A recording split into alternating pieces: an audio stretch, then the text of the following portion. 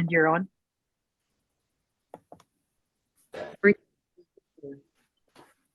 Thank you, Tina. I'd like to call the meeting to order. We'll start with a roll call vote of members present. Bill Tome. Yeah. Heather Katsoulis. Here. John Erminger. Here. Wendy Thompson. Here. Laurie Lee Adams.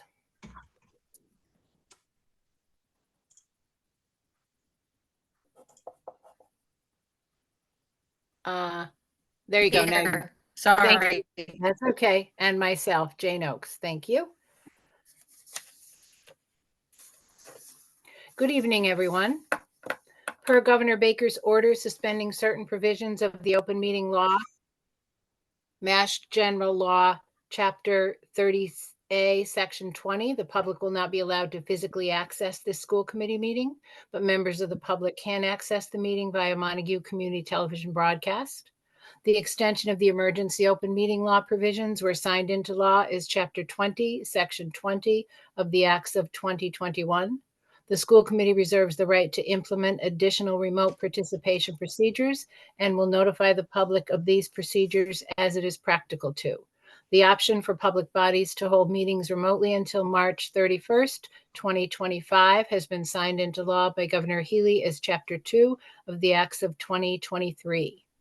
Any members of the public who wish to join the meeting may do so by accessing the link to be found on the Gill-Montague Regional School District website.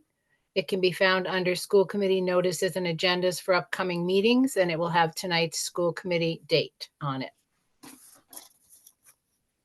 We are live streaming as well as broadcasting on MCTV, and a recording of the meeting will be available on MCTV and the district website after the meeting is completed. If you're in the Zoom audience, please keep your camera and microphone off until it's time for you to join the meeting, if you'll be joining later. Thank you. We'd like to welcome visitors.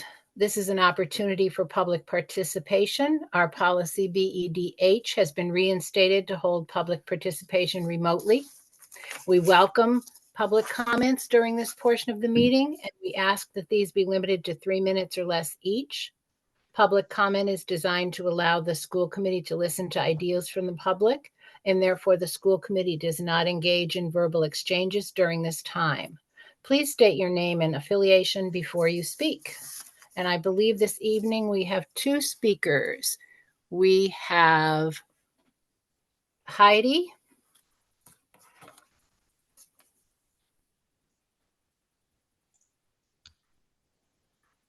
Hi, Heidi. Hello. Okay. Oh, let me just change the format here because I didn't even see that I was on here. Okay. All right. So at the high school, we have some good news. We now have a biology teacher, and we also have a math teacher, which is really great. And we also have somebody who's like a sub math teacher. So that's really excellent because having those teachers was a real problem. But of course, we still have a large number of open positions, primarily in the positions where people are working with the students that have the most need and are the most vulnerable. So conveniently, we are in negotiations for Unit C.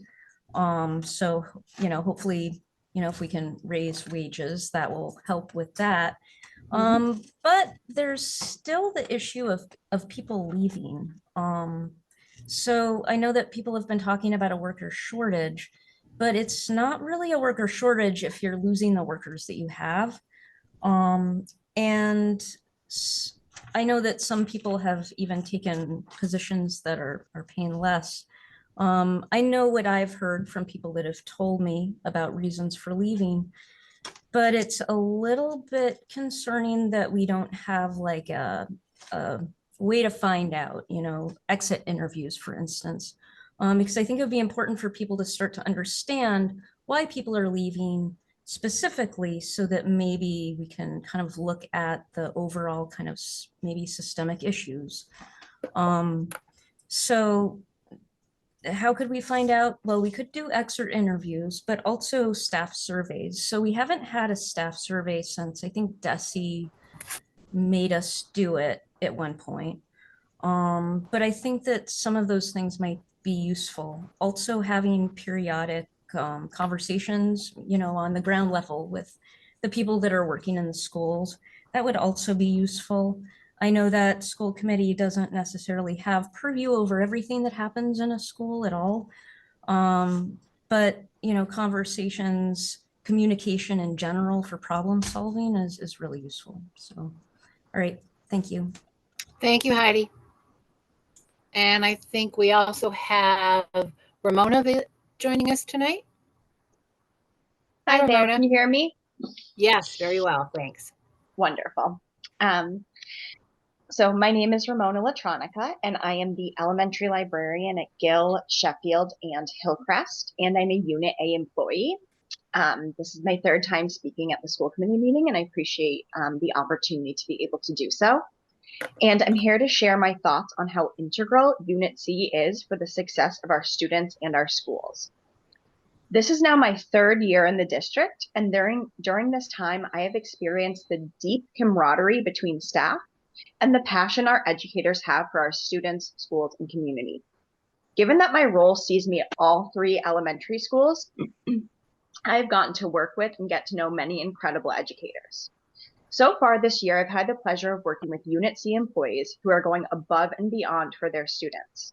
This includes Unit C employees coming to the library to check out books that they saw that they just know their student will love, or talking with me about lessons so they can support their students effectively, both in and outside of the general education classroom. Or even coming up to find me later to tell me that their student had such a good experience with the lesson or the book that they had. And I hope that those Unit C members know that that is because of them, not me. And it is because of the passion they have for our students and our school's community. This is just one example of the immense importance Unit C members hold in our schools. I bring this up to showcase just how hard Unit C works day in and day out to educate and support our students.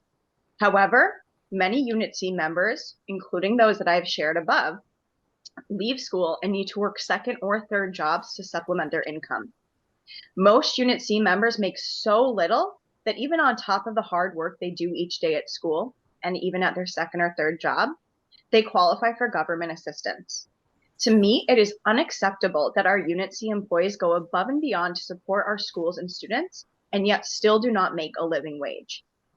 Based on the current district website, there are still at least 6 open Unit C job postings for the elementary schools alone. Like Heidi mentioned, those are the positions that affect the students who need it the most. Without our Unit C members, the backbone of our schools are crumbling.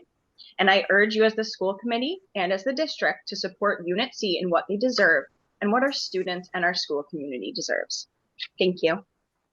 Thank you, Ramona.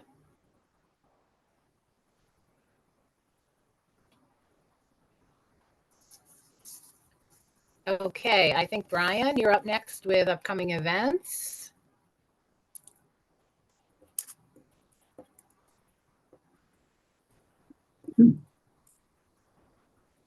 So the Gill-Montague School District began its food drive yesterday, Monday, November 27th, and it will continue through Friday, December 15th. I'll talk a little bit more about that, give a little bit more detail in my formal report. The Turners Falls High School National Honor Society induction is held tomorrow, November 29th at 6:30 p.m. at the Turners Falls High School Theater.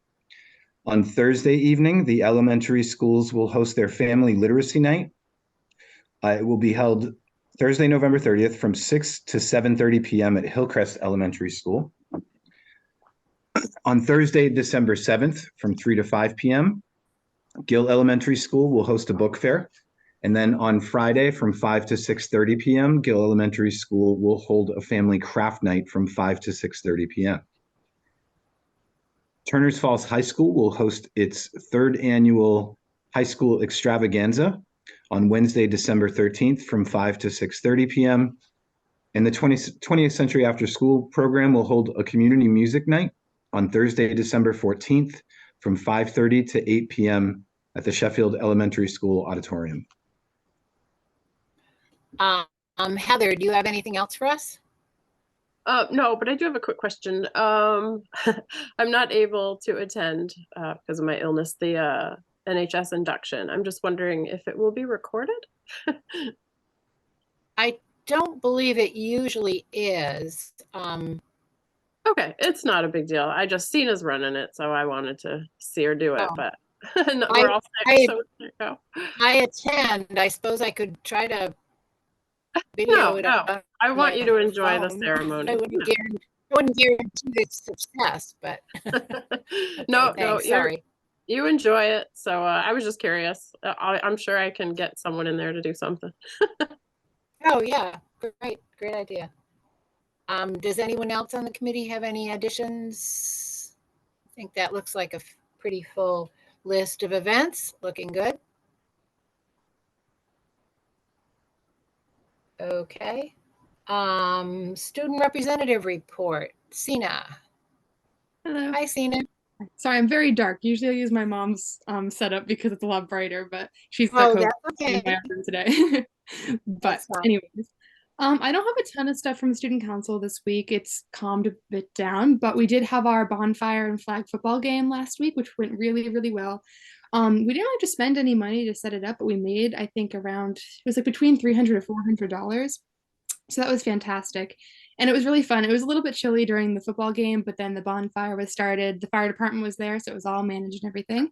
And it went really well. We had a great time. I think it was a great community event, a nice little replacement for Turkey Day, which it used to be called. And I hope that students next year choose to continue it. For things coming up in the future, for December, we're talking about running some candy grams during school for the student council as a fundraiser, and also a winter dance, probably in January or February. We're trying to work out the details of that currently. That's kind of the main student council stuff going on. Tomorrow, as was already mentioned, is the NHS induction, which I wanted to touch on because we will be the whole school committee is invited, and we will have a reserve section for any school committee members that show up. So if you'd like to, that's fantastic. The extravaganza is coming up too, which I'm really excited for. A lot of the teachers have like certain students in their classes help them out in their classrooms to make fun activities happen. And some of the high school students who are involved in theater are putting together a little makeshift performance to do. Since we're not in the middle of a show right now, we just picked a song from Greece. We're going to sing for you guys. It's going to be fun. And other than that, we have a meeting with the student council on Friday with the school committee, where I'm trying to gather some people together to talk with you guys and get some new voices heard. But yeah, that's all I got today. Thank you, Sina, very much. And I look forward to seeing everyone at National Honor Society induction tomorrow evening. Yeah, see you there. Thanks.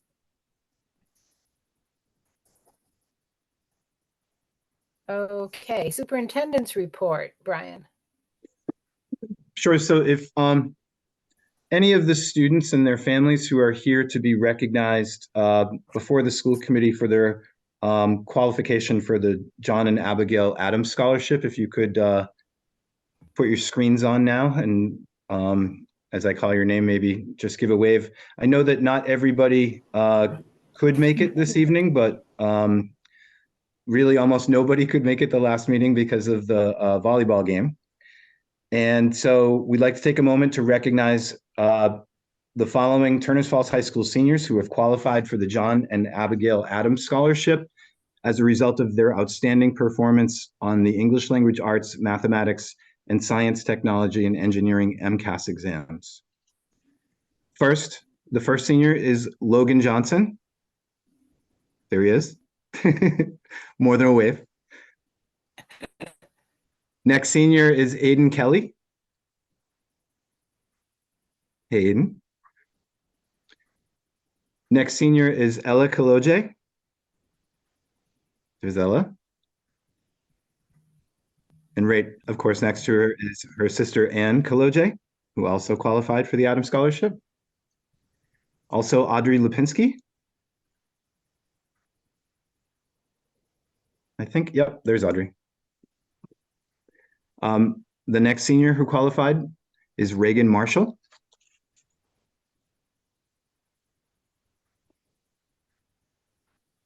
The next senior who qualified is Holly Myers.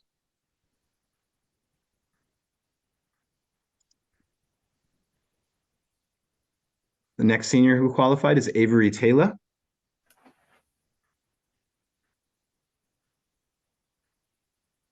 The next senior is Ricky Pareja. I did see Ricky earlier, and Jimena. The next senior who happened to be playing in the volleyball game was Jillian Reynolds. There she is. And then Fiona Hutchinson. I thought I saw Fiona here. Oh, no, I see Mom. And then Sina Katsoulis also qualified for the Adams Scholarship. And the final senior to be recognized this evening is Michael Boyle. Congratulations to all of you for an outstanding performance that I know took place 2 years ago, but you don't get these notices until sometime in October. And thank you all and your families for joining us tonight so that we could recognize you before the committee. And I wish you all the best of luck in your post-secondary pursuits. Thanks, everybody. Congratulations. Congratulations, everyone. Thanks for joining us. Please feel free to leave the meeting if you'd like. You are, however, welcome to stick around. I do have a couple more notes that I would like to add from my report. Again, another congratulations to the Turners High School volleyball team. The volleyball team finished a remarkable and successful season with a league title, a Division V Western Mass Championship, and the team made it all the way to the state semifinals before being knocked out by Bourne High School. Congratulations to the Turners Falls High School volleyball team and head coach Kelly Lamatanian on a great season, and thank you for taking us all so deep into the tournament. Thank you also to the Helping Hearts Athletic Leadership Council. On November 17th, with the assistance of the Athletic Leadership Council, Helping Hands donated 22 Thanksgiving baskets to less fortunate families in our community. Each of the baskets contained turkey, 5 pounds of potatoes, stuffing, green beans, corn, cranberry sauce, gravy, pumpkin pie, corn muffin mix, squash, and a roasting tin. We'd like to thank all the staff and community members who donated to that cause, including Jim Wright from CNS Wholesale for the turkeys, Plainville Farm for the squash, and the monetary donations from the Montague Police Association, the Montague Elks, and Endless Shores Travel. Thank you also to Adam Graves, Amber Richardson, and School Resource Officer Dan Miner for their leadership in supporting the efforts of this group. As Sina had mentioned, we have the next 2 meetings with school committee members scheduled. The next one will be this coming Friday, December 1st, and that will be held remotely from 9:10 a.m. to 9:38 a.m. If there's anybody here who is able to make it on Friday and you're able to let me know now, that would be great. Yeah, I should be able to. Okay. Yeah, John? I can. Yeah, I can make it, Brian. Okay. And I think I heard Heather too. Yep. Okay, thanks. And then the next meeting with students will be held on Friday morning, January 5th. The middle school production of Annie Jr. was a great success. Thank you and congratulations to Theater Director Kimberly Rose and Assistant Director Jessica Curtis, as well as the casts and crew on the great success of the middle school musical.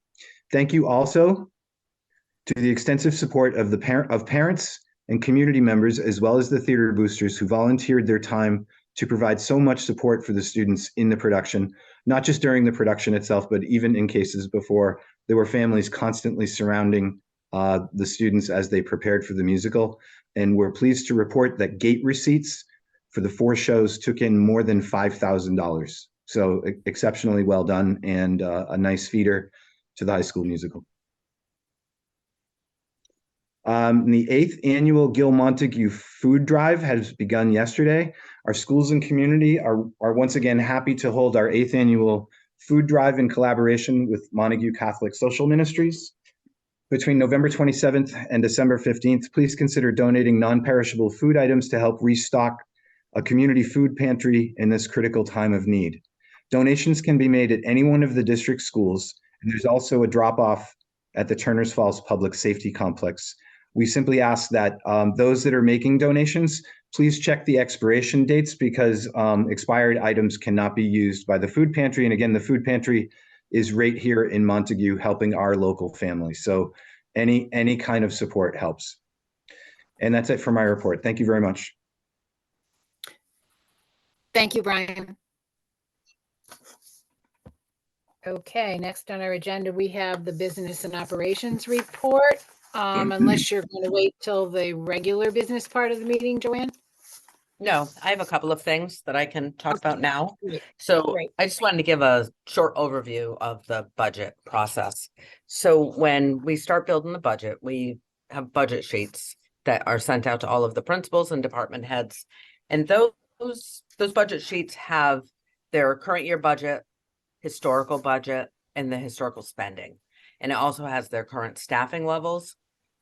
And included in that is a cover sheet that explains what we need them to do.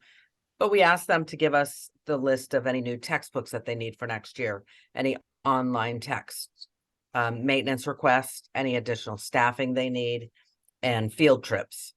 And this year, we've also asked them for any potential reductions, because if we don't have enough revenue to cover the budget, then we're going to need something.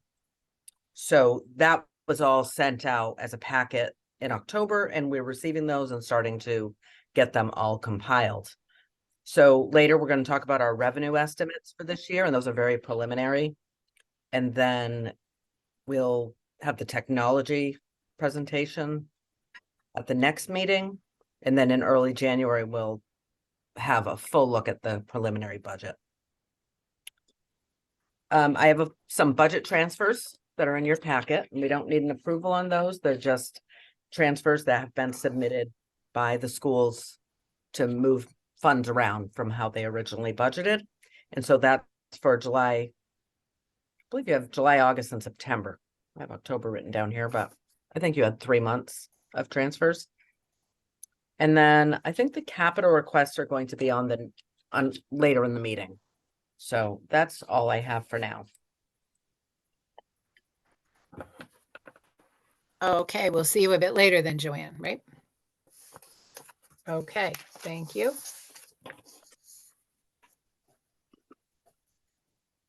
Next, we have school committee reports. And this evening, we have the warrant subcommittee first. We have 2 warrants to be approved by the committee. All the information is in your packet, all the details of each one. They're both AP warrants, which means accounts payable for paying the bills. If it's acceptable after I read them, I'll entertain a motion and a second to approve them together. The first is fiscal year 24 warrant number 3429, dated 11/29/2023, in the amount of $44,881.54. The second is also a fiscal year 24 warrant. This number is 3430, the same date, 11/29, in the amount of $113,619.08. I'll entertain a motion to approve those. I'll move it. I'll second it. Bill, thank you. And Heather, second. Any discussion of those warrants? In that case, we'll take a roll call vote. Bill, Yes. Heather, Yes. John, Yes. Christina, Yes. Wendy, Yes. Lori Lee,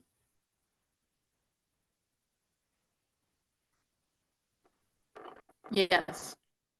and Cliff.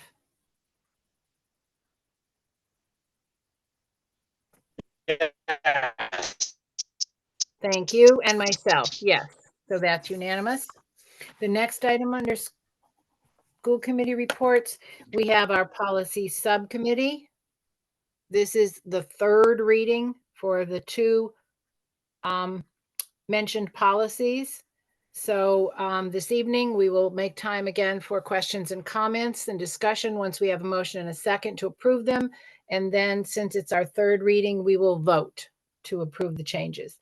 The 2 policies are BEDH, which is public comment at school committee meetings, And the second is BDA, which is school committee organizational meetings. And once we have a motion and a second, I will just give a little bit of basic information about what they are, what the changes are, if that's acceptable.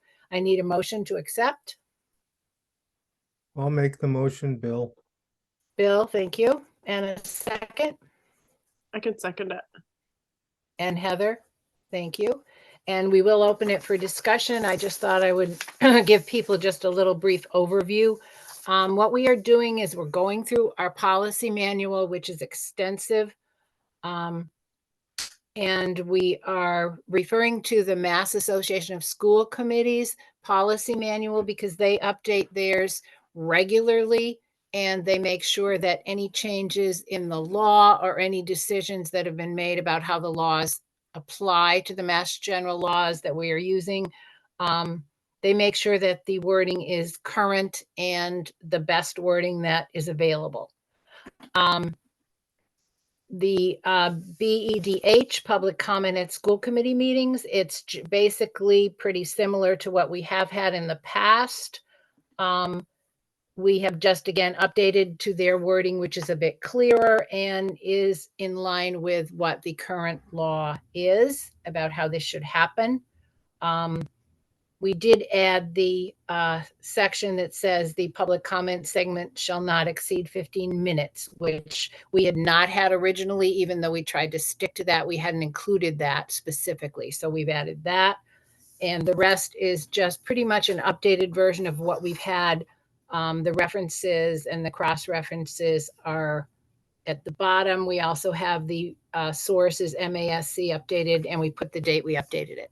Any discussion about that policy change?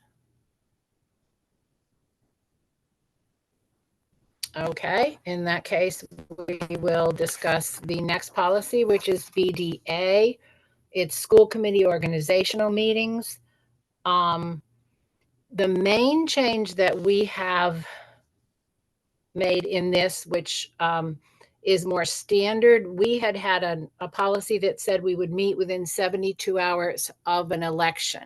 And that became challenging because the two towns in the region often have their elections now on a different day. So it's not always the same for both towns.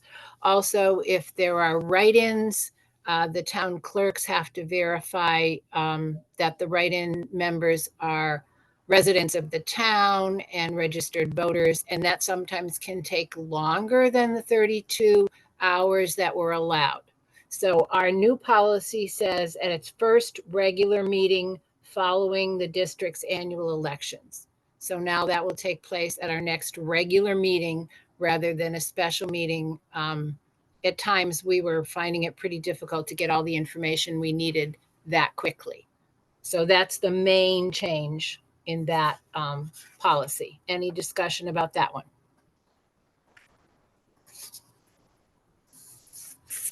In that case, we have a motion. We have a second. I will take a roll call vote. Bill? Yes. Heather? Yes. John? Yes. Christina? Yes. Wendy? Yes. Lori Lee? Yes. Cliff?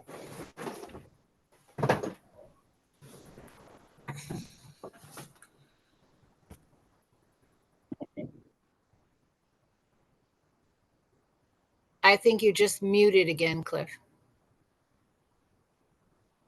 Yeah, sorry, me and technology aren't getting along tonight. It's okay. We can hear you great now. Thank you. I often have Okay. that issue. So thank you. And me. So Yeah. that's unanimous as well.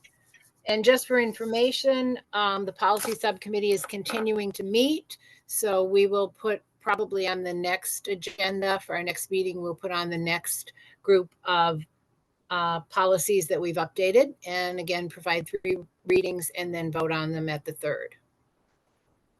Moving on, under business, we have already recognized the John and Abigail Adams Scholarship qualifiers. And again, all of us would like to congratulate them. Next on the agenda, we have addressed issues of equity. I think that's probably Jean Powers. Yes, it is. Good Hi, evening, Jean. everyone. Hi. Hi. All right, so I'm gonna share my screen. So this evening, I'm going to talk about one area related to issues of equity. So I've been reporting about a number of different things throughout the year about, our culturally responsive leadership team and some other components. So I was really thinking broad about ways in which we are supporting the equity across the board. And Diane Ellis and I had some conversations about some of the things coming out of DESE related to, kind of the vision of a graduate and how to support students at the secondary level as they move into post high school graduation. So I wanted to highlight the MyCap curriculum. So it's called My Career and Academic Plan. We have had MyCap in the district at the high school level for a number of years. Probably 5 or 6 years ago, a group of staff were trained and brought this curriculum into our advisory program. And the curriculum is really based on these 3 domains: personal, social, career development, and academic, college, and career planning. So a lot of the curriculum and lessons that have been developed over the years by teachers to link into our high school advisory program have really helped students determine kind of, what they want to do after high school graduation. However, newer to the world of MyCap curriculum work at the district level, but also at the state level, is middle school. And so last year, a number of middle schools, I'd say there's probably 15 different middle schools who took part in a program to get the middle school curriculum added, and that's a newer curriculum that's been added. And so we received a grant last year to have some of this training and professional development done for some staff, and we received the grant again this year. It's a small grant, but it provides funds for teachers to do curriculum writing outside of the school day. So, I'm going to talk a little bit about the MyCap itself, but also then I will connect a little bit to why I'm bringing this up today. So it talks about MyCap and having a place for students to really engage, to create goals, to set, increase their motivation. They've seen over the number of years, this curriculum helps to build self-advocacy, to increase attendance, to help really students engage in career decision-making, college decision-making. And it's really structured and systematic, but it also has a lot of flexibility and there's a lot of choice to this program. So it's student-directed, and the idea is that throughout the different activities over the now 6 through 12, students will really reflect on their own strengths and their skills and their talents and their interests. And it helps to give them a path towards certain post-secondary activities, whether it's college, career, military, etc. And so it helps also allow students to draw connections between the courses that they're taking at the high school level. And it helps to give kind of now a 6 through 12 view. So 12th graders can actually look back, what was I interested in 6th grade versus 8th grade versus 9th grade, et cetera. And it really helps to they can build resumes in the program. They can really dig into, what makes sense for them. And a lot of this is really curriculum writing that the teachers have done that both look at what we think that students need in general, but also what are we seeing for our own interests for the students in the district. So that's where a lot of the flexibility comes in. There's a scope and sequence by grade, but then the different activities that can be selected to build into this curriculum is what is unique about it. And so, like I said, at the high school level, we do this in advisory. It's not all of the advisory curriculum, but it's here. It's here and there. Students have an online account. You may have heard of MIFA Pathways. Families may have heard of that, being talked about at home. That's where students kind of log in, have an account, and kind of keep all of their work over this, 6 through 12 experience.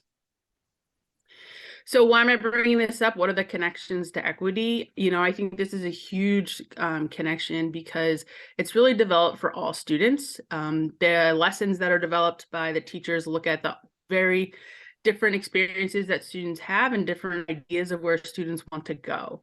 It's really developed for any type of student, any level of student, and any kind of interest. So because it's self-directed, it allows students to kind of see themselves in a possible post-secondary career or college experience that they might not typically have thought of previously. So it's really about opening the doors for students. The nice thing about having the lessons and activities, some of them are like 15-minute lessons, some of them are like a good 30-minute lesson, again, designed by our teachers. At the high school level, it's with their advisory teacher who they have for 4 years. And then at the middle school level, they're going to be in the CPR, which is kind of like a homeroom. It stands for Circle, Power, and Respect. So again, a group that they're with every single day. So it's about also making connection, providing that relationship, and that ability for self-advocacy. And then really ensuring that the lessons and activities reach the learners. So again, for all abilities and interest levels, really looking at the curriculum and ensuring that what we're doing opens the doors for any student. So for students to really see themselves, again, regardless if they're thinking college, if they're thinking they want to go straight into the workforce, whatever they really want to do, this program is to really help build that confidence, and kind of see themselves in that area. And so I wanted to kind of highlight this program, especially because we just, we're just getting it off the ground for this grant year, as we have a team of 6 high school and middle school teachers who are going to be doing the final writing of the curriculum for 6 through 8. Last year when we had the program, it was kind of a pilot, and we piloted it in 8th grade with a couple lessons at the end of the semester last year. And so this year, the teachers are working to really bring it into 6th through 8th grade. Again, some short lessons, activities that engage students in this reflection and thinking about the future. And I know for some of our 6th graders and 7th graders and 8th graders, even 9th and 10th graders, they may not be thinking that far ahead yet, but it's a great way to get them started. So that is what I wanted to report on tonight. So I'll stop my share and take any questions.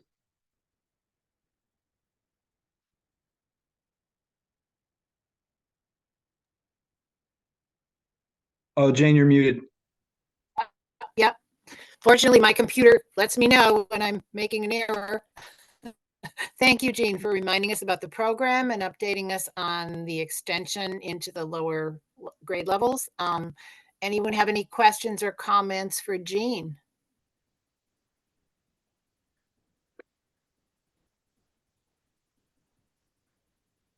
These kinds of updates are really helpful because this information is out there, and those of us that have been on the committee for a while have heard it previously, but new members may not have, and it never hurts to remind us about the programs and how they're working. That's very helpful. Thank you. Great. You're welcome. Thanks a lot. Thanks, everyone. Okay, next we have a People Services report, and I think that's probably Diane Ellis. Hi, Diane. Hi, everyone. It's good that I'm piggybacking after Jean, because so much of the work that's happening in DESE as well as in student services and with the new IEP development that we will be moving forward with next year, implementing the new IEP form in the 24-25 school year. There's a lot of, people hear me okay? Is my volume okay? Yes, somebody needs to mute their microphone, though. Somebody who's in the audience. Thank you. So DESE is talking a lot about Department of Elementary and Secondary Education in the new IEP process of really thinking about students with disabilities as students first and members of school communities first, and then sort of their patterns of strengths, interests, and needs, similar to what Jean talked about, and then the impact of disability as a diverse learning need. And neurodiversity is almost like I don't want to say a secondary factor, but one element of the individual rather than kind of the disability first. We're really thinking more about the learner needs first, that learner's hopes, dreams, future, the goals a parent has for that child, as taking a greater precedent. So I do have a student services report that I know Brian linked in the agenda, which I'm happy to kind of do a quick run through. I'm going to just share my screen here if I'm able to pull up my document. Just let me get that sort of ready first. Here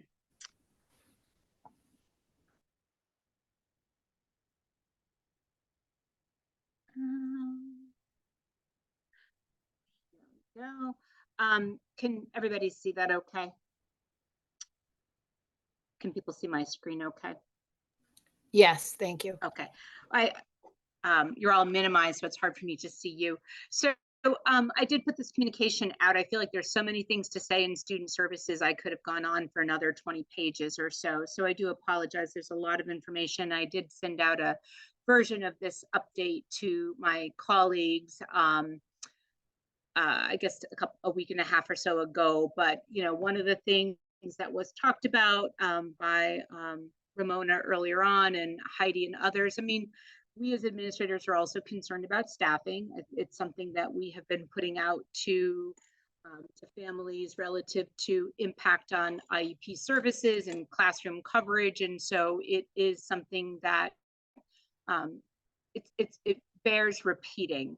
That we have also been concerned about staffing adequately, filling vacant positions, because it does impact, the foundation of our school. Other updates that I wanted to just share out, because there certainly are concerns that our families and our, school committee would have. We have had a vacant speech position at Sheffield, so we've done a lot of work and efforts to fill that position. We have, been in contact with national and local companies, and different agencies keep promising us, oh, well, we see that you have an opening, but then they'll offer us a virtual speech pathologist from, 2 time zones away, or something that isn't really functional. So we really do need in-person speech provider to collaborate with our classroom teachers, to collaborate with our special educators, and to serve our children. And so I'm very fortunate and very pleased to report that we have been able to contract with a local provider who will be starting those services in January. I know that that's been a concern for our principals, our staff, our families, certainly our school committee members, that we have not been providing speech since we lost our speech provider at Sheffield. Along that same line, our district physical therapist, Jenny Coons, left her position at the end of October. And I do think it's always worth finding out from people, if they're leaving a district, why. What both the speech pathologist and the physical therapist reported to me, certainly they felt very dedicated to their students, very dedicated to their colleagues, really appreciated and valued the work that they were doing in Gill-Montague, but took positions that were closer to their homes. And that's a tough one for us, but I'm really pleased to report that we have been able to, we've interviewed, we've offered, and we have an offer accepted for a physical therapist to be joining us full-time in January, the beginning of January. This is an alumni of Turners Falls High School, has a doctorate degree in physical therapy, is highly qualified and experienced, and will be with us full-time to be able to support kind of compensatory services for students who have missed services, given the gap that we've experienced. And we'll also be able to continue to do the work with our outstanding occupational therapists and other team members on the Ready Bodies Learning Minds curriculum, and being able to do what people sometimes refer to as response to intervention, but doing more services for children in classrooms who aren't necessarily identified with having a disability, but may need some additional experiential learning to bolster their physical competence and skills. And so I'm excited to be able to have a full-time physical therapist joining the district in January. Some other updates. I mean, Jean was a big part of this, along with our ESL teachers. We have a new ESL curriculum. I'm not sure if I recall this being presented before the committee. I think there was some work done last year where the committee may have been aware of this, but we have mapped out scope and sequence for our ESL curriculum from kindergarten through grade 8, and we'll be adopting the 9th through 12th grade curriculum when that material is fully available from our publisher. At the time the curriculum adoption took place, the curriculum was through the end of grade 8. So our teachers have been very happy about the use of this material. We've also done a lot of work on English learner success plans. We think about issues of equity. What we need to do for our English learners is look at making sure that instruction is sufficiently scaffolded and sheltered so that our ESL students are progressing on their language development standards to be able to pass access testing as well as MCAS testing. As the committee and community members may know, we have had prior ESL students earn the seal of biliteracy at graduation, showing competence in multiple and at least 2 languages, which is clearly a marketable skill to have. And so I just wanted to be able to provide an update. We have seen some growth in our ESL population. We've welcomed some new students who speak Russian. We have the new students who speak Portuguese, some new students who are Spanish speaking as well. So it really adds to the diversity and sort of the cultural assets of our community. And I just wanted to be able to share out about that. I'll continue speaking here. As I mentioned before, we are going to be rolling out a new IEP for the 24-25 school year. The last time the IEP form was changed in the state of Massachusetts was the year 2000. So a bit has changed in the last 23 years. And so the emphasis, again, is trying to look more holistically at children and neurodiversity rather than, trying to have a more of a competence mindset, and also being able to have much more increased voice from students and from families in the IEP development process. DESE is one of their things. They make all of these documents publicly available for anyone who is interested. So if folks who want to learn more about kind of all of the process and the stakeholder engagement that has taken place over the last 3 years and the kind of the advancement of this project, people can look at documents that are publicly available on the DOE website for the new IEP. And then just some other, hopefully I'm not thinking, we are going to be offering parent workshops about the new IEP form. I just finished submitting a grant this evening relative to professional development training for our teachers, as well as having some family and caregiver workshops. Would ideally love to even include some high school students, talk a little bit more about what to expect when you come to an IEP meeting, but that is something that will take place as we continue this school year.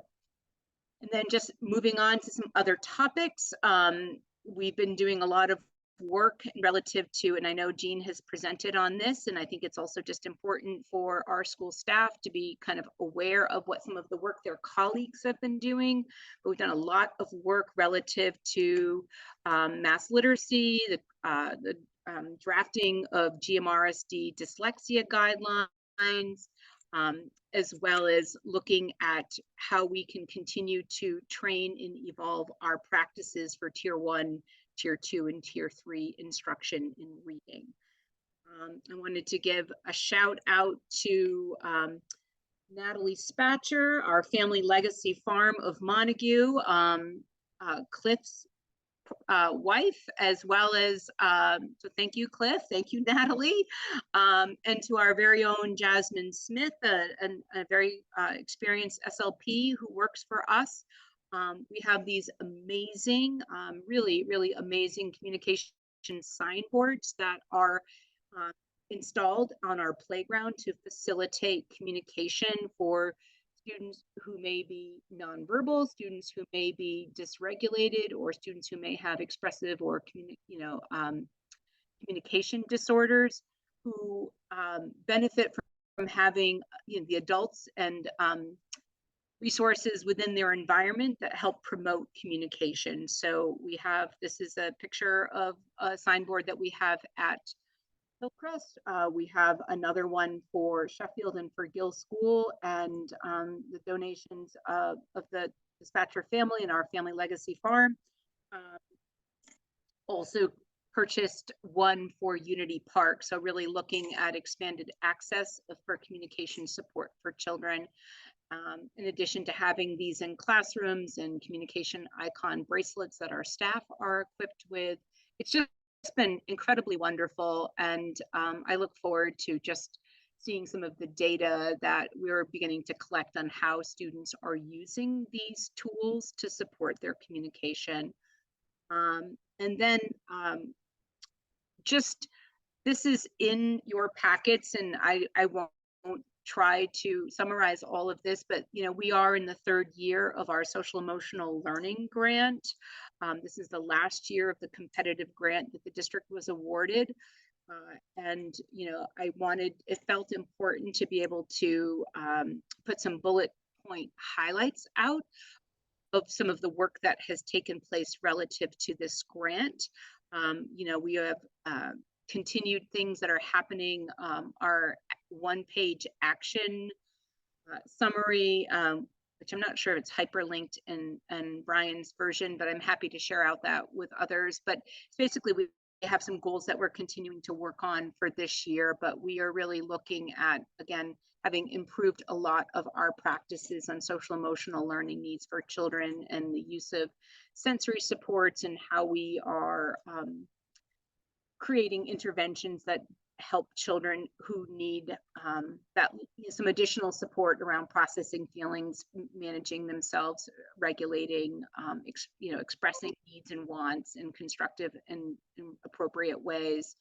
And then, just this educational vision, which, to me, sometimes I just need the visual. So I look at this and I'm like, okay, with all the work that we're doing in Gill-Montague, we kind of line up with what the state of Massachusetts is looking for in terms of guiding principles. So I wanted to just share that out because, again, sometimes a visual helps all of us.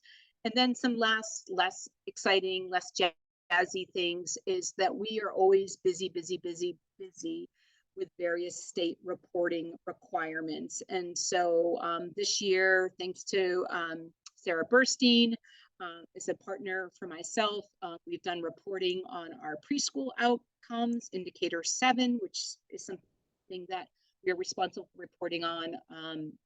Indicator 11, meeting initial eligibility timelines. So when the family is requesting an evaluation, we were having some trouble with evaluations in the past with the pandemic, but we've kind of gotten ourselves caught up. And so our eligibility timelines are looking good at this point.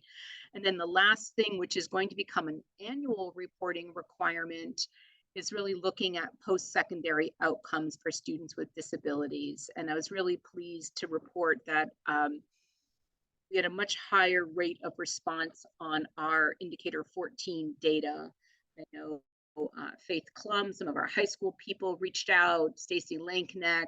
We did regular outreach to our graduates, and each year when we have students graduate, we reach out to those students to just check in to see if they are, what they're up to, if there's any additional support or connections or resources that they might need following graduation. I think that outreach work has paid off with the respondent survey data that came back on indicator 14, is that our students did respond.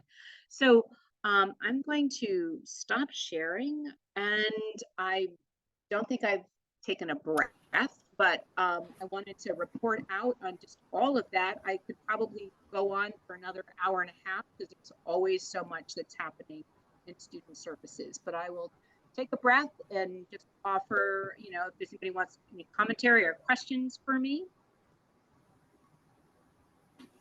Anyone have any questions or comments for Diane? I do. Cliff? Yes. Diane, do we look like we're going to make it to make up everybody's minutes that have been missed for services?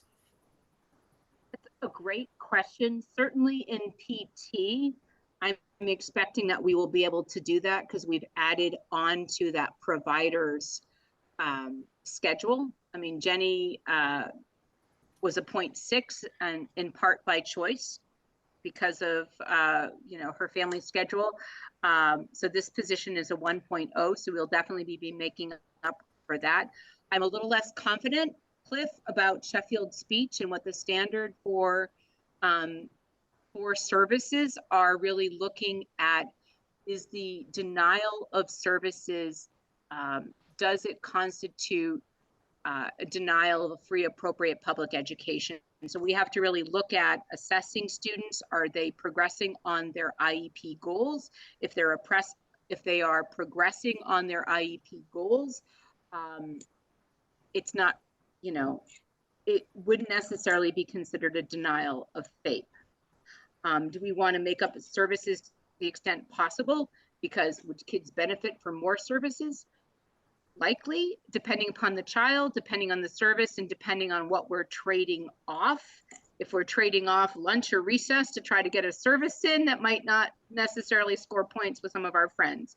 But we definitely want to do that because clearly we are very invested in seeing that our students are making progress on their IEP goals and getting the services that they are entitled to.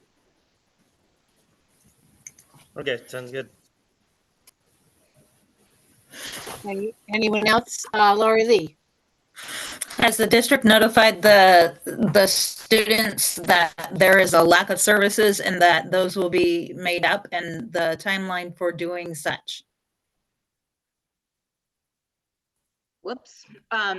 We did send out letters to parents to notify them. We had one provider who was out on a short medical leave, so we sent out a notice relative to that.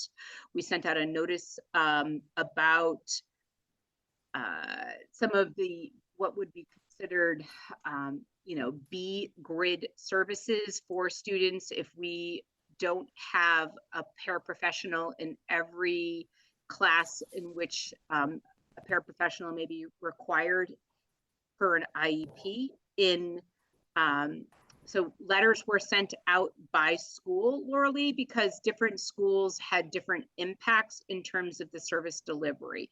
And so it was a communication between sent out between myself and the building principal to notify families and really what we are doing about it in terms of filling positions and trying to keep families updated as to a situation. Not sure if that answers your question.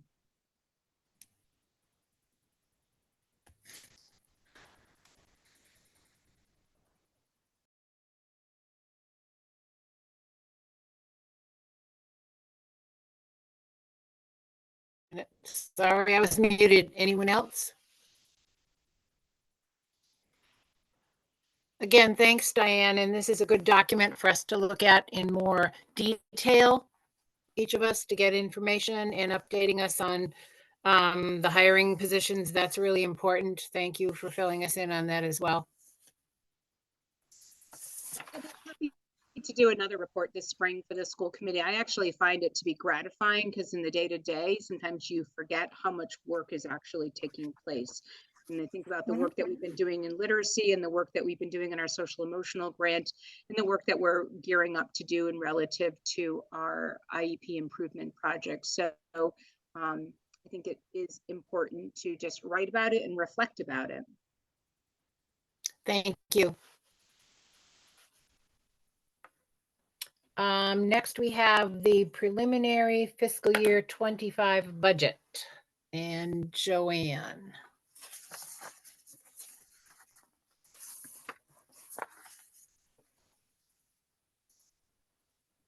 Okay.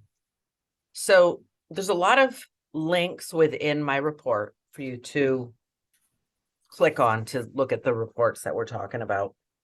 So I'm going to try to go through the various pieces that I went through in order to come up with our revenue budget for fiscal 25.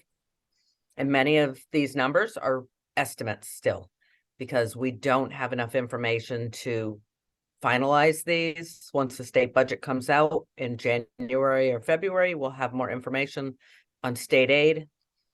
The preliminary number from the towns is just preliminary, and we can't do that full calculation until we have minimum contributions. So the first number that I want to look at is the historical revenue in revolving accounts and E&D. And so there's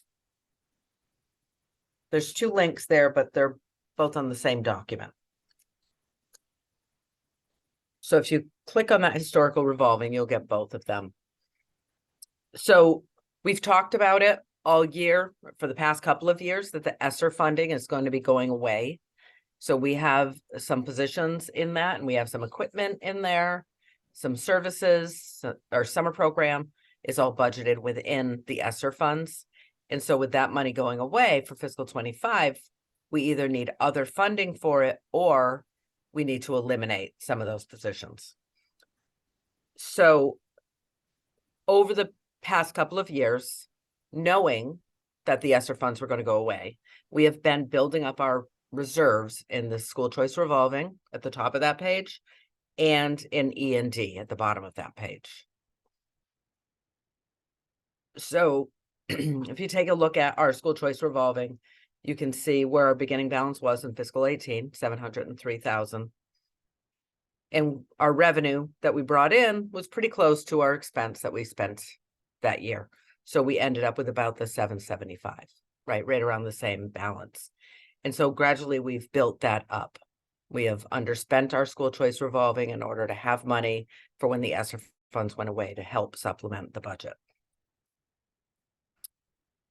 So right now, our anticipated ending balance is just under 1.7 million in the school choice revolving. So we can use more than what we bring in for the next year, but we're going to need to bring that down. Otherwise, we're just going to reach another cliff because we won't have any other funding to supplement it. So my proposal here estimates our revenue coming in next year at 800,000. And it estimates 1.1 million in spending from that fund. And that'll bring our ending balance at the end of fiscal 25 down to 1.4 million. The circuit breaker revolving, I think you may remember Heidi talking about additional funding coming from the state, and that has to do with circuit breaker revolving. So out of district special ed placements increased by 14% last year. And so the push has been to get that 14% reimbursed through circuit breaker. However, if a rate on a tuition goes up by 14%, circuit breaker reimburses us about 75% of a piece of that cost. So if we need to spend a certain amount of money before circuit breaker kicks in. So if we have a tuition that's about $100,000, we need to spend 50,000 before circuit breaker kicks in, and then circuit breaker will reimburse us on the other 50, the top half of that. They don't reimburse us on the 50 we spend, they reimburse the first 50, they only reimburse us on the second 50. So the reimbursement for that at 75% would be about $40,000. So we spend 100, we get 40. So I believe what the discussion was at the state level was that they were going to put more money into circuit breaker, so that way it would cover the costs, or some of the costs, 75% of it, of everybody's increases. It's not really more money. We're spending it. We're just going to get 75% of it back. So circuit breaker requires that we only carry over a balance that's equal to 1 year's worth of revenue. And so if you look at the ending balance on circuit breaker, it's typically it's less than or pretty close to what the revenue was in that year. So at the end of fiscal 25, we expect to have $216,000 left, just under the 220 that we brought in that year. So when we build our budget, we look at the revenue from the prior year, and that's what we build into for the current year's budget.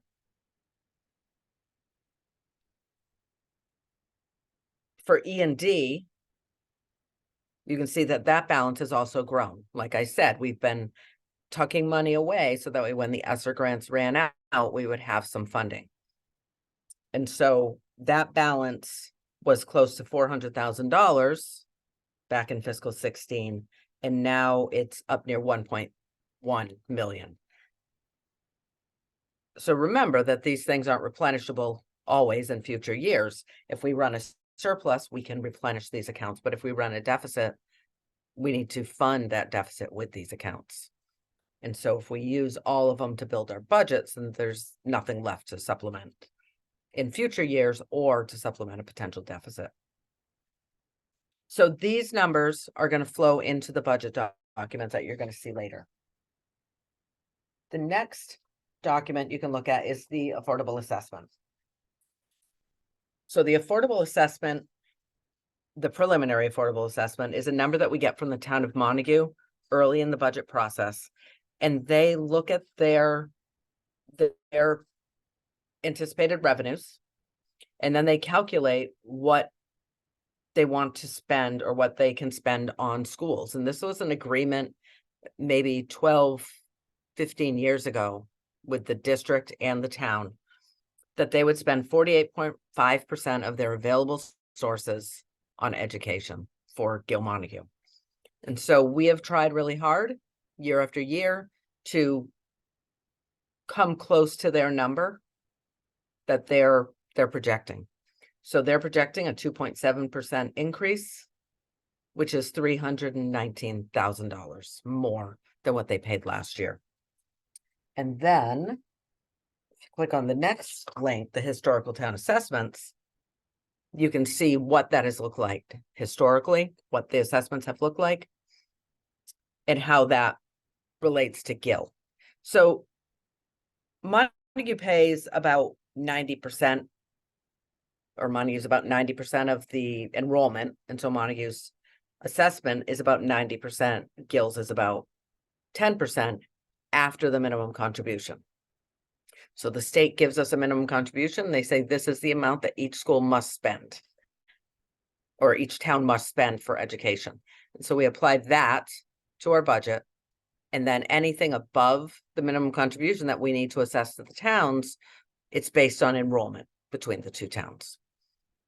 So when all is said and done, with enrollment declines and growths and, whatever we see in the enrollments, you can look at the operating assessment change for Montague across the top, and that has basically been their affordable assessment number, 4%, 2%, 3%, 4%.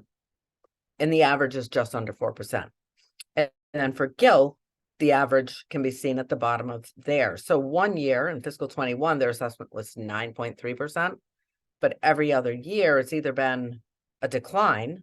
We had a couple of declines of 3 to 4%, or it's been very minimal. So the average increase for Gill has been under 1% a year.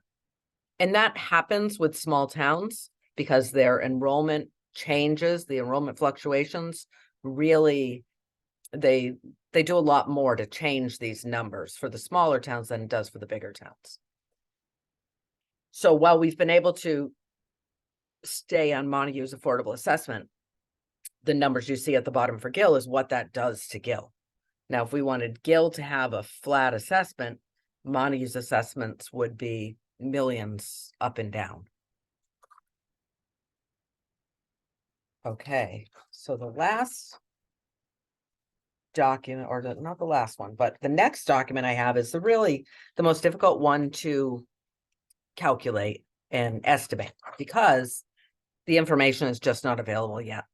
But this is the time we choose to do this. So So I'm using some information that I have. On December 6th, the state will be having a session that helps us with this calculation, so I can get a little better idea of what these numbers should look like once all the information is out. But it will still be an estimate until the state puts out the minimum contributions in January or February. So in order to do this calculation, I'm just going to use my notes here so I'm not missing anything. So first we have to estimate what our enrollment is. So the enrollment that the state uses for foundation is the students that live in our towns, Gill and Montague, and attend any public school, Gill schools, Montague schools, charter schools, they school choice to other towns. All of those students count toward our foundation enrollment. And that's how we get funding from the state, based on those students that live in our towns and attend public school. So it wouldn't count students that attend private school, and it wouldn't count students that attend or that are homeschooled. It also wouldn't include students that come to our school but live in a different town, like a Greenfield student that attends in our school. They wouldn't count toward our foundation enrollment. So while we know the students that live in our district and are attending our schools, we know who all those students are. What the hard part is knowing which students left our district to go to a different school. And so they have some preliminary numbers that I was able to dig back to find, but I need to make sure that those are final. And so when digging back to those numbers and in the state's portal where people submit them, our enrollment looks like it's relatively flat. So we have more students that live in our towns that are coming to our schools. So that's a good news thing again, right? More of our students are choosing to stay in our schools. And we have less students going to the charter schools, and we have less students choicing out. And this is another trend that happened last year. We saw it last year, and we're seeing that again. So that's what it's looking like, that the numbers of school students going out is shrinking again. So based on that, we're using approximately the same enrollment number to calculate our foundation budget. The next thing we did was look at line E on that report. And line E is the amount of money we get in the foundation budget for each student. So the line below it shows the increases in the foundation per pupil dollar amounts over the years. So you can see it was like 3% for a few years. Then it bumped up to 6%, dropped to 3%. And then the last 2 years, when there was a greater inflation factor, it bumped up to 9%. So I'm not going with 9% because the state isn't using that higher inflation factor in this year's budget. They'll be using a lower one. I'm not sure what yet. So I took an average of all those numbers, 6.7%. So our foundation per pupil will increase 6.7%. Multiply that number by the 950, and we get our foundation budget of the 15.5 million on line C. The next number is our district contribution. That number is even harder to estimate than the other one because the state does this calculation based on all foundation budgets statewide and all income levels and equalized valuations statewide. That's how they come up with it. So all I can do is look at what the average has been over the years, and I use that. So you see the two large years in fiscal 23 and 24, that number went up pretty significantly, but that was the big inflation year. So I'm not going with that number. I'm dropping it down to be an average of all of those numbers, approximately. So 2% increase on the district contribution. Then when we subtract the district contribution from the foundation budget, so C minus F, that is equal to chapter 70. Now, if the chapter 70 number comes out lower than it was in the year before, we would be in hold harmless. And the state would still give us the amount of money we had last year and a little bit more. But we don't fall there this year. It comes in about $730,000 higher than what it was in the prior year. But keeping in mind, these are all of my estimates based on some unknowns still. So we won't know this true number until the state budget comes out late January, early February. But for now, we're taking that 730,000. We're going to use that in our revenue estimates. So now you can open the last tab where the preliminary revenue estimates are. And so at the top of that page, you can see the $730,000 increase in Chapter 70. So that's the first number we plugged in.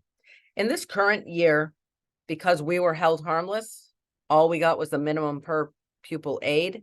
The state, for any district that was just in the hold harmless minimum per pupil aid, they gave an extra supplemental amount of Chapter 70. So we're getting $28,000 more there.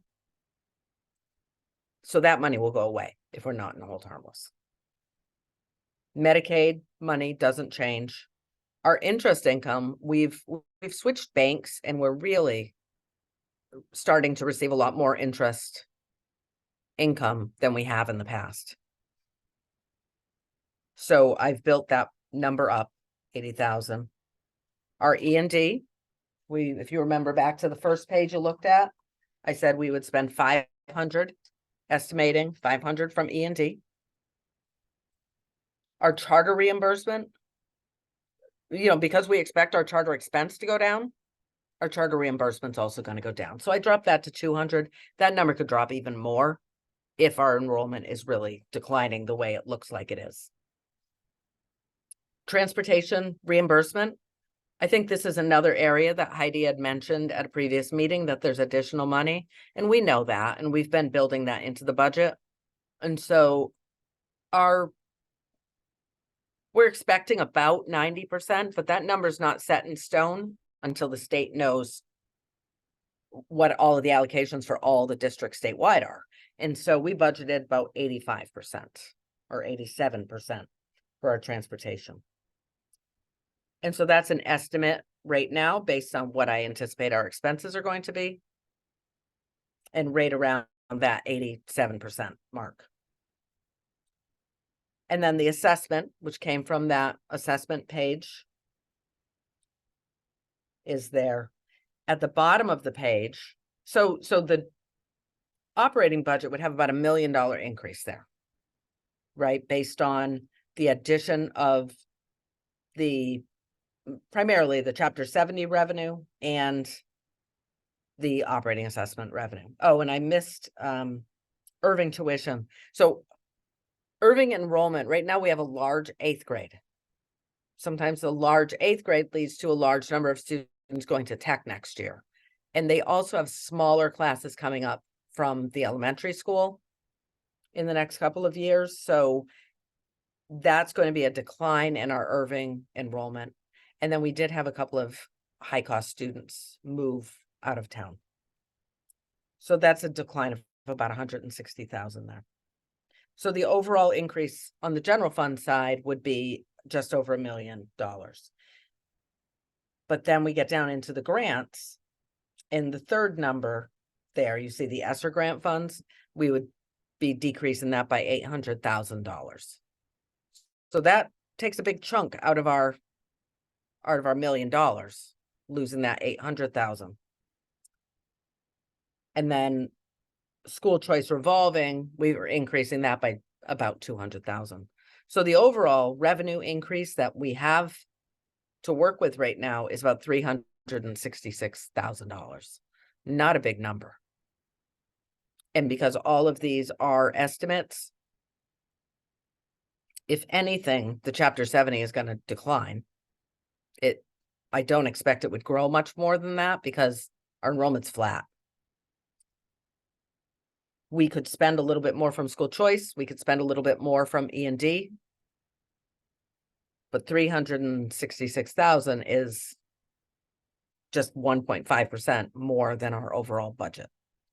So when we're looking at our expenses and our costs and our contracts, those are all things that take more than 1.5% of their little piece of the pie, but they all add up. So we're going to keep working on this. We're going to attend the session on December 6th to learn more about estimating our Chapter 70.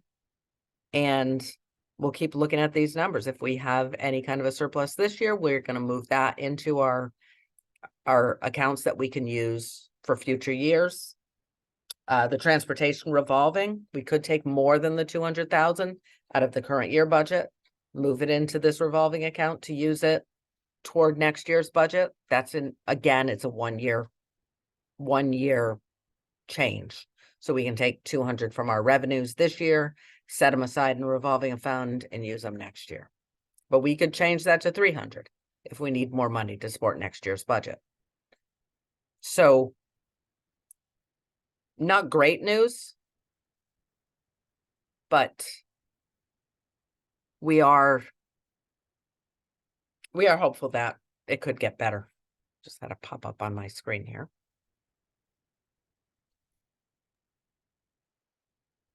So does anyone have any questions on any of that? Yeah, I do. Bill?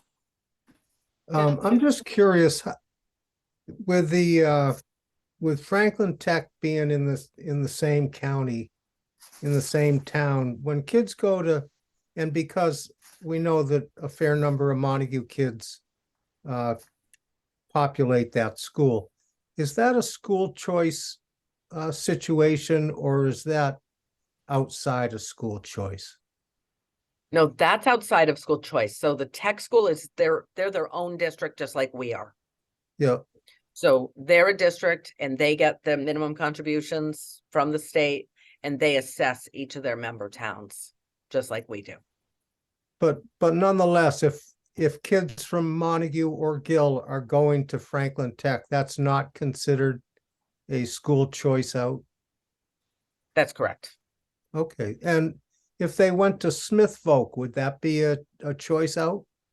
If they went to Smith, that would still not be choice, but that would be the responsibility of the sending town. So we have a Smith student from Montague. And so the Okay. town of Montague pays that tuition separately. Okay, thank you. Wendy?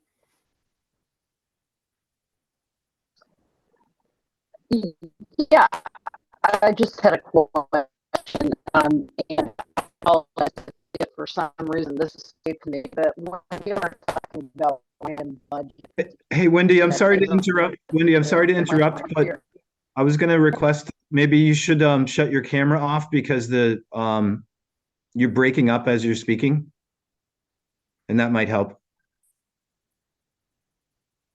Okay, I didn't get that question, Wendy. So My can question you? was, sure.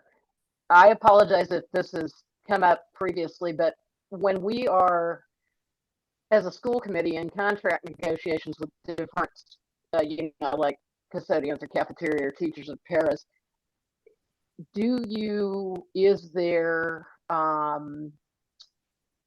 money allocated into the budget for any potential increase in those for those departments?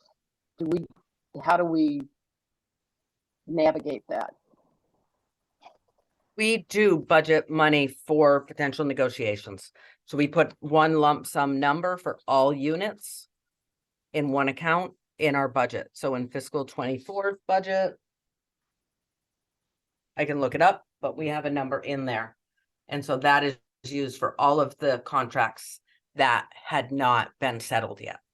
If contracts are settled, then we put those numbers right into the budget lines where they belong. But until the contract's settled, we don't know what each individual person's going to get. We don't know what each unit's going to get. So it all goes in one lump sum. Thank you. Anyone else?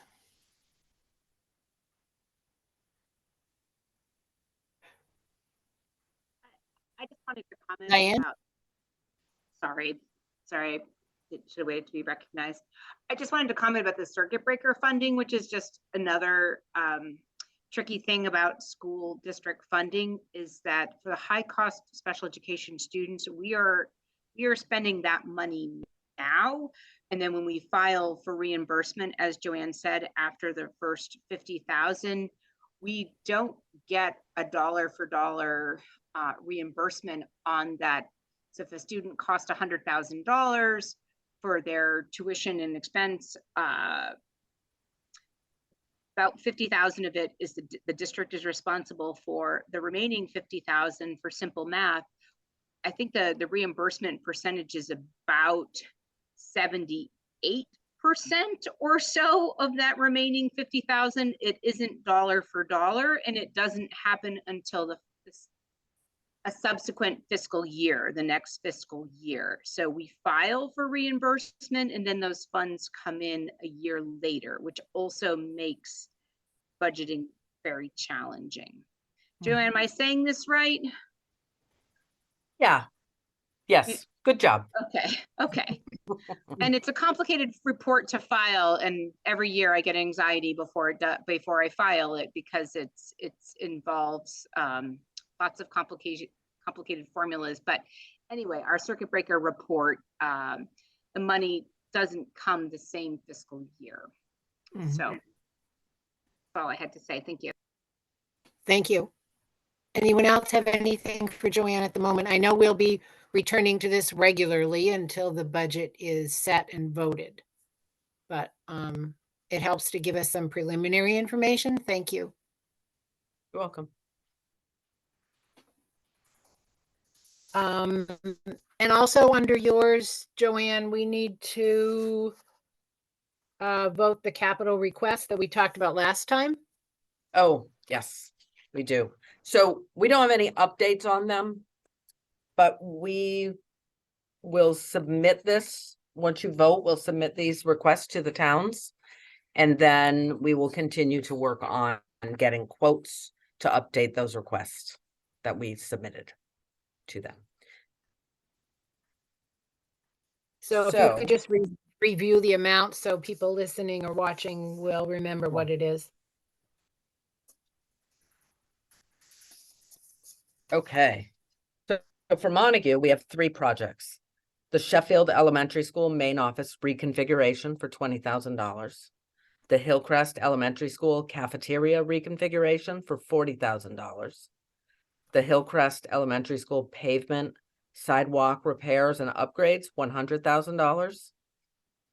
And for Gill, we have the Gill Elementary School new intercom head end for $5,000.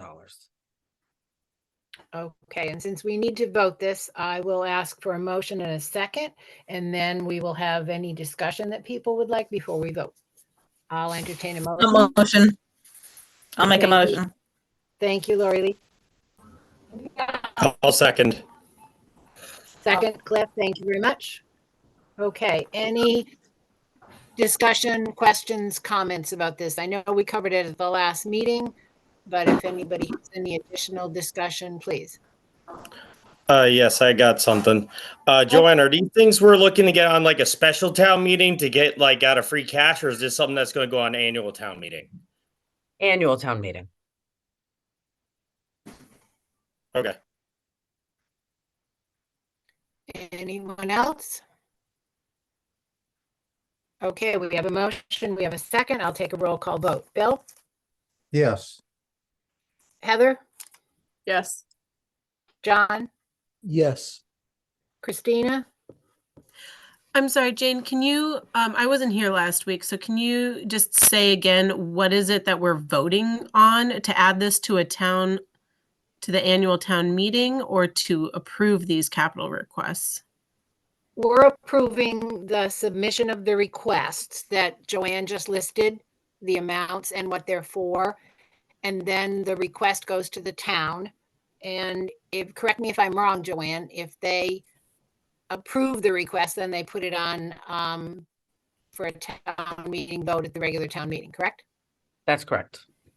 So it goes to them. They need to review it. They'll ask questions. We'll meet with them and it'll go beyond this. But in order to submit it to them, I need your vote.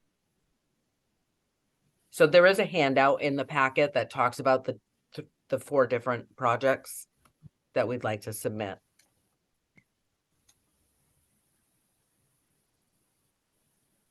And yes, thank you, Christina, because Joanne does meet. I'm just trying to understand what we're voting on, and I'm not sure if it was me.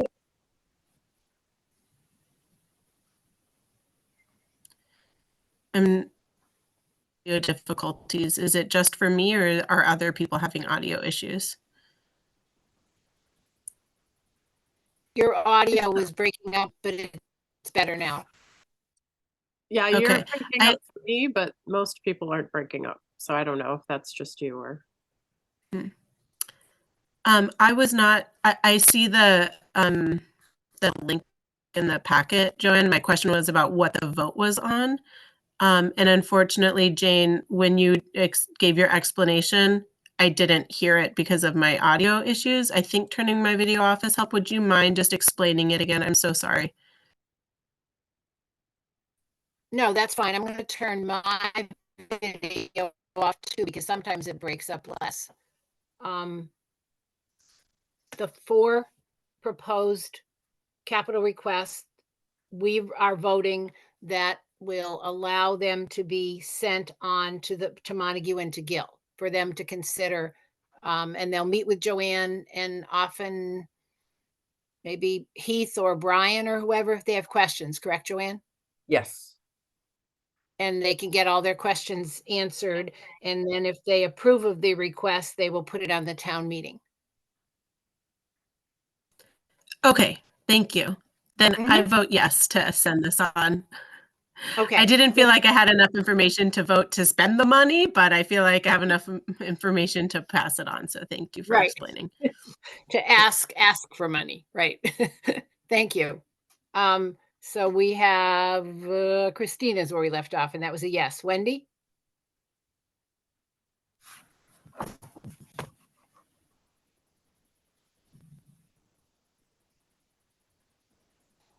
Actually, I think you were just taking questions, Jane. I'm not sure we actually. Oh, I'm sorry. I'm sorry. That's okay. I thought we. No, we had started voting. Oh, we did. Oh, okay. Yeah, I think we got as far as. Did we get as far as Christina? I honestly don't remember. John, you voted, right? Yes. Okay. Yes. I And interrupted Christina the said voting. yes. I interrupted the voting flow. Oh, gotcha. That's okay. I appreciate you asking, so you knew. Wendy.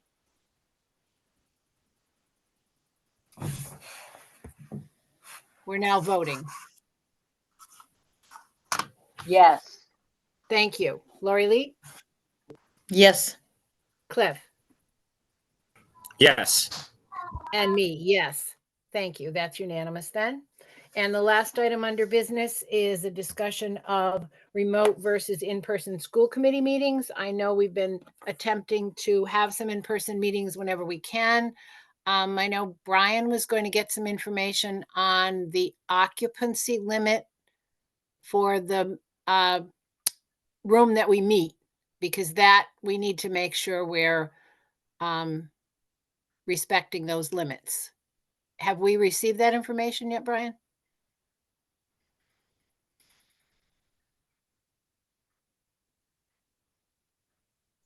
Nope, not yet. Okay, so that we need to I will have it well in advance of the next meeting if I don't have it in the next couple of days. Okay, thank you. That was something we were waiting for. The building inspector was supposed to get back to us, so we'll check in on that. And if so, I guess the question that we need to ask is if people will be able to, I mean, I know things come up if somebody's ill or those other things, we can't control any of that. But all things being equal at this point, I guess we need to kind of get a sense of if people could or not. Wendy, I think I see your hand raised. Yeah, as far as the question of occupancy, if the room is limited, could the meeting be held in the auditorium? And because I'm getting a lot of people who tell me that these are really difficult because we're having such problems with the audio and breaking up and whatnot. Thank you. That's a good question. We actually have been arranging it so that if our members and the other people that need to be there to give us information are able to come in person, that we have an overflow room that we could use that will be set up for people to be in as well. It's just that in order to know that we're not having more people in one room than we're allowed, if we should get a larger crowd, it's important that we have an exact number. So we're not just guessing, oh, that looks like a lot of people. We probably should have some people in the overflow room. If there are people in that room, Tina has set it up so that they can see and hear. And if they're participating in public participation, they can certainly come across and speak in the room. We've been trying to work on the logistics in case we have more people than we can fit in that room. So that's what we've been working on so far. So I guess I'll just, if it's okay with everybody, I'll just go down the roll call list. And if people can just indicate whether, and we're looking at this moment, we're looking at the next meeting, which is scheduled for, yes, I'm getting it here. December 12th. Yep. So that's our December 12th meeting. I'm just going to go down and ask people if they believe they'll be able to attend it. The regular meeting starts at 6:30. If we need an executive session, that generally starts at 6 ahead of time. So, Bill, do you think you'll be able to attend in person?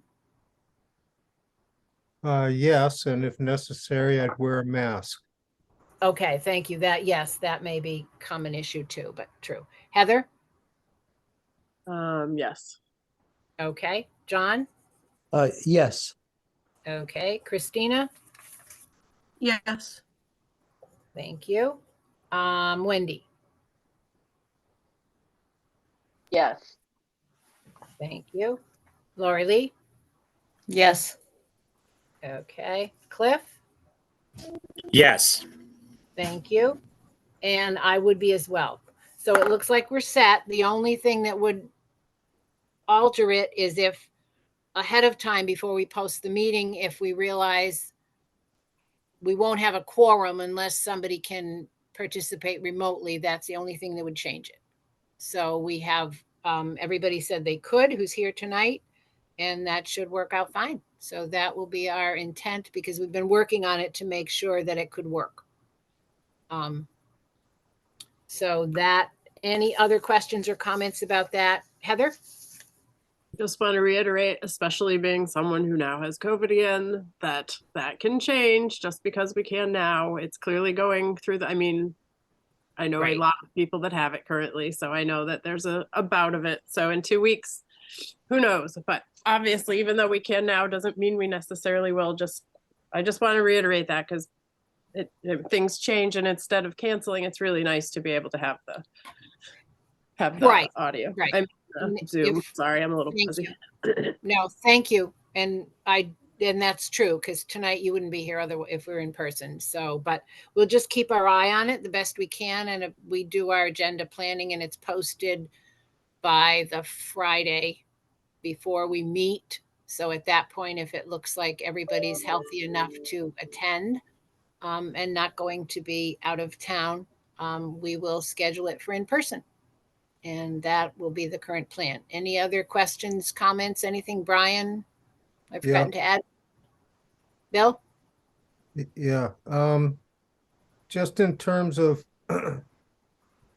remote participation, would we have a video screen or in each room to project the person coming in remotely, or would it be just an audio? Well, we're going to attempt to meet totally in person, not a hybrid. That allows still for someone to attend remotely, somebody on the committee. No, that would be a hybrid meeting, Bill. And There are a lot of technological issues that occur with hybrid. Tina and I have been talking about that over the last couple of years because we anticipated getting back in person. And the issue of quorum came up. And while we can post it as hybrid, it's really not an easy thing technologically to pull off. There are a lot more things that occur. So we'd be posting it either as a remote meeting, either remote meetings or in-person meetings on the agenda. Okay, so the committee is not able to do a hybrid. Right now, no. We're also working on that aspect as well. But the last hybrid one I attended that was more, the towns were in charge of it was not, I didn't consider it particularly successful. I'll just leave it at that. Wendy, question? Yeah, not to belabor the point, but that if we were to have a meeting in the auditorium, that would solve the space issue. Even if, I mean, I'm not even thinking about the place being full, but if in fact we could have it there, then people would be able to spread out. It wouldn't be such a an issue about spreading germs or whatnot, and then you wouldn't have to worry about setting up a screen or some sort of something where somebody would have to come from a different room. Right, I understand, but I think when we worked on that suggestion, the difficulty was getting the television broadcast in the auditorium. Right. As well as audio, but as we've done some work. So I think it's going to be more short term, Wendy, until all the updates are made to the theater that need to be made.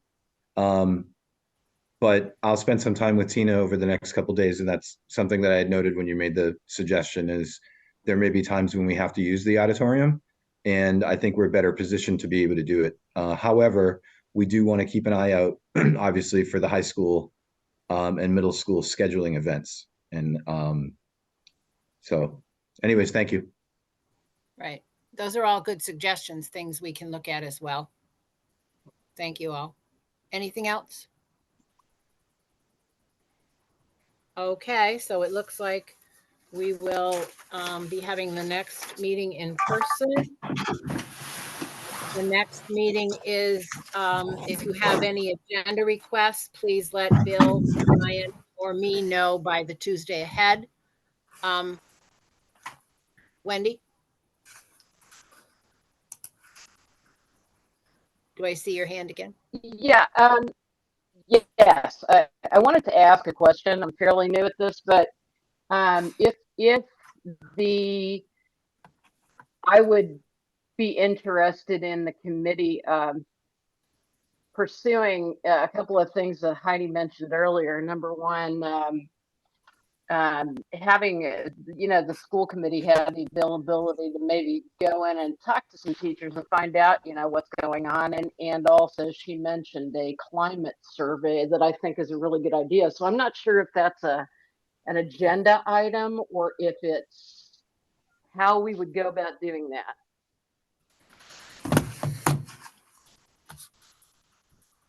Okay, I'll make a note of that. I know we had mentioned that